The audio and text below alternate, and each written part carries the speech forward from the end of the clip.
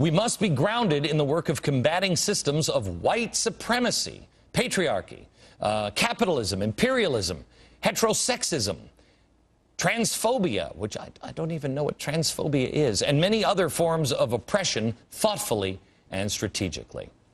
Okay, let's look at another picture from the weekend. Here's a protester holding a Cuban flag with Che's face on it.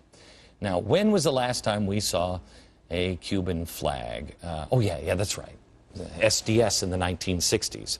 Here's another picture from the protests. A guy with a Nazi symbol in the place where the stars are, which is weird because I remember the media constantly calling on the Tea Parties to rein in that crowd with the Nazi symbols. What about this one? I haven't heard anybody calling out these radicals. You'd think maybe Andy Stern could just make a call, you know, and say, hey, everybody on the bus, stop with the swastikas. You see, this is the thing that makes us unique here at Fox, gets us into trouble at the same time. Nobody at the White House, nobody in the power structure really likes us, especially me. Darn, I was hoping to be invited to the Christmas party. The reason why they don't like us is because we're telling you the truth, the full truth. And when somebody has an agenda, they don't want to hear the whole truth. They just want to hear some of the truth. Do you remember a TV show? I used to watch this when I was sick at home. They would play this during I think TBS used to play this. Perry Mason. Do you remember this from Perry Mason? Your right hand. You solemnly swear the testimony you're about to give shall be the truth, the whole truth, and nothing but the truth? I do. State your name. Okay. Janice Atkins. The whole truth, the whole truth, and nothing but the truth. So help you God. Is there anybody out there in the media that can say that now? I don't think so. Because with the media, they have an agenda. And the ends justify the means. They can plow somebody over, you know, they can run them over, plow them under, they can do whatever they want. Because the ends is more important. I mean, as Cass Sunstein says, as far as anyone knows, they're good people. Oh, okay. Well, that doesn't sound like the truth, at least the whole truth and nothing but the truth. But I guess that's okay for the media? Once again, you're not getting the full truth from the media. Or just about anybody else, at least on the Arizona immigration protest. What are they all about? No one will tell you that those who were arrested were with the new SDS. They were radicals who were influenced by the old SDS and the current SEIU radicals and bussed in by SEIU. If this were 1995, I think I would dismiss these people as clowns, hippies, dope smokers. Just get a job. Just get a job. When you get out of college, get a job. Call me in 20 years. But times have changed. This isn't about an isolated group of people, just a few in college. The Weather Underground manifesto showed their hand. We had to get the youth. We will only reach the high school kids who are in motion by being in the schoolyards, hangouts, and on the streets on an everyday basis. The new SDS is shouting, "Arrest Arpaio, the sheriff." Sounds familiar, doesn't it? Oh, yeah, from, again, the 1960s. We want to smash the cops and build a new life. All right. So if you look over that board, you see that we have the old SDS, and now we have the new SDS, founded 2 years before the presidential election on Martin Luther King Day. And some members of SDS were arrested over the weekend. So we can see the past, and we can see the present. But can we see the future? Yes, but not here, not yet. For that, we have to go to Greece.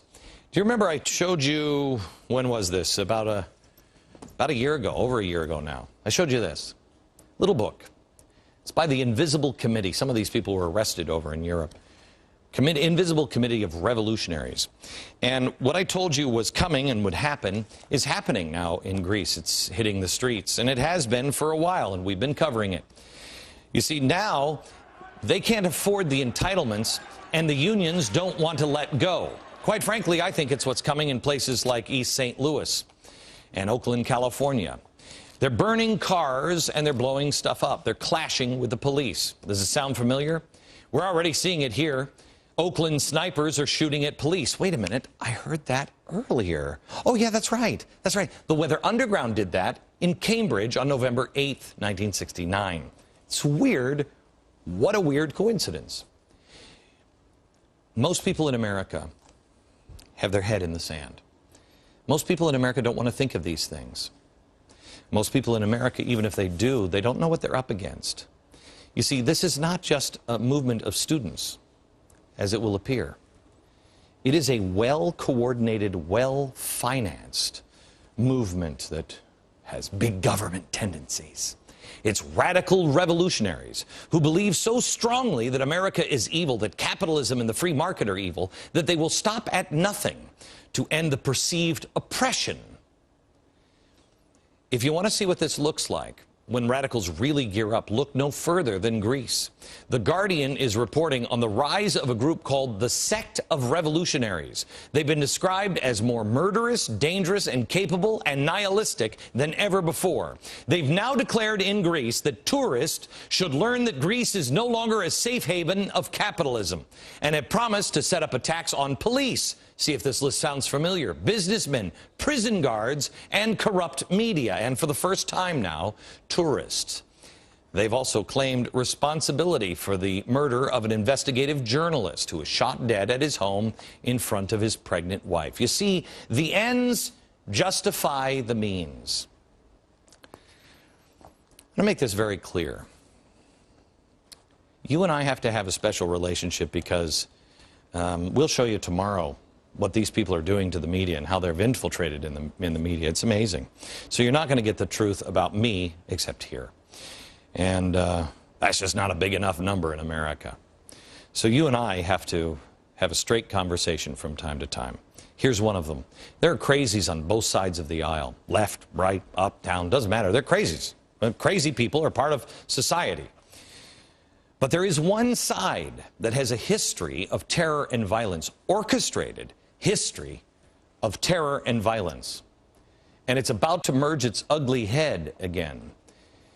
No one has preached on TV or radio more than me that violence is not the answer. The reason why I've been doing it for so long is because I was telling you about the financial collapse 2 years before anybody else. When I preach about it and I say, listen, you've got to batten down the hatches. You have to be a good person. You have to get right with God. You've got to get back to church because trouble is coming. When I say that, the leftists and all their media organs, they all speculate, why would Glenn Beck have to say that unless his crazy viewers weren't one push away from a shooting spree? Well, I say that for the exact same reason that Martin Luther King said that. You'd think that the people who started SDS on January 16th, Martin Luther King Day, might remember what King did. King knew that he was being set up. I say it for the same reason that the left said it with their map steps for social movements that we showed you last week. It's a human condition. And when you think you're losing and your back is up against the wall, you push back, and that's a mistake. As soon as anyone does that, not only is it just plain wrong, but you destroy the movement. You lose. Martin Luther King knew that, and so do I. But I also say it because I've seen the record. SEIU, just in the last year or so, has a history of violence against the Tea Parties.